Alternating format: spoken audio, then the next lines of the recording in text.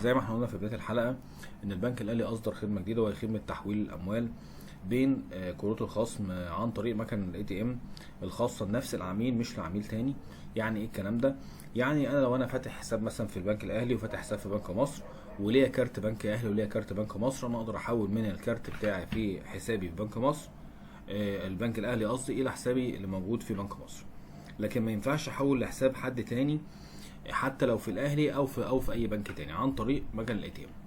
طيب ايه هي محددات الخدمه؟ زي ما انا قلت في الاول ان الخدمه دي بتخصص للعميل. زي ما احنا شايفين اول حاجه الخدمه سيتم تطبيقها واتاحتها على بطاقات الفيزا فقط لا غير.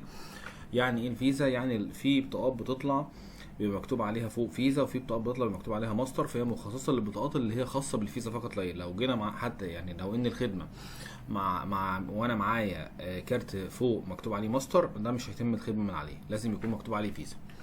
وزي ما انا قلت نفس البطاقات الخاصه